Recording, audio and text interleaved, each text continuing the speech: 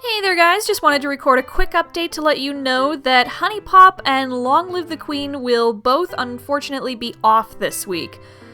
This is because I have to work some extra hours, and I need to use what time that I do have to keep working on the score match guide. And given how much you guys have been requesting that guide, I'm guessing you won't be too heartbroken if I have to sacrifice some Let's Play time to make that happen. If you do want some content from me in the meanwhile, though, there is still something you can check out.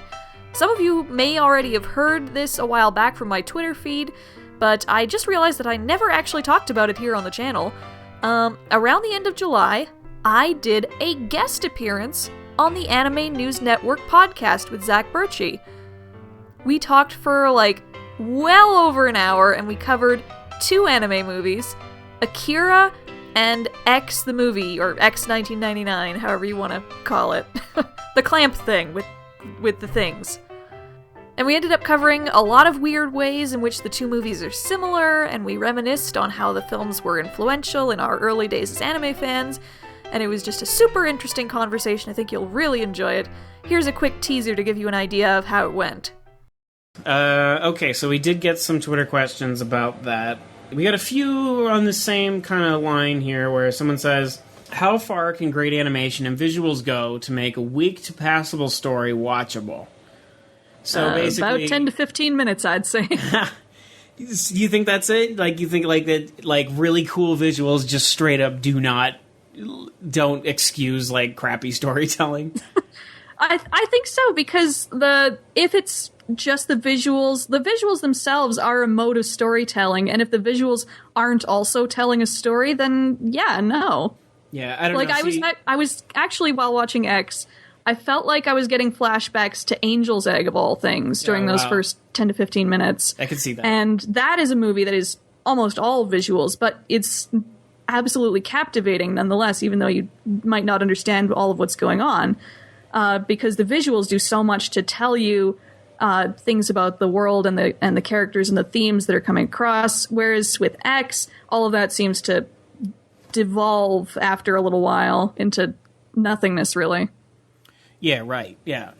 I mean, so I'm such a sucker for cool visuals that I won't praise the film for being a great film, but if it's got cool stuff to look at, I'm never going to be bored, and so therefore it'll be no, that was totally worth watching.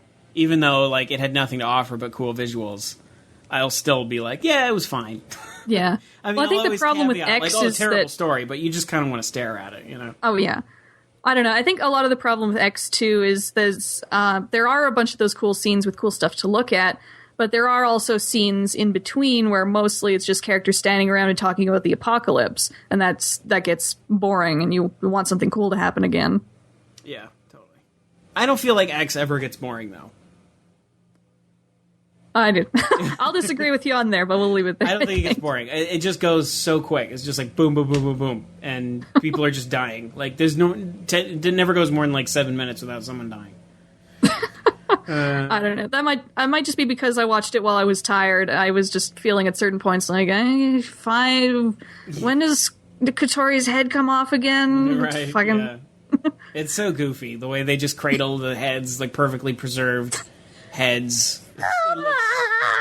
It looks so goofy. You can listen to that full episode over on AnimeNewsNetwork.com at the following link, or you can click the link in the video description below. Thanks so much again to Zach for having me on. It was a wonderful, wonderful time. Make sure to leave a rating or review for the show on iTunes, and let them know Aaron Cerise sent ya. So yeah. Again, no HuniePop or Long Live the Queen until next week, and look forward to the score match guide, hopefully Saturday, Sunday, or Monday at the latest. See you guys then, and hope you enjoy the podcast in the meanwhile. Goodbye!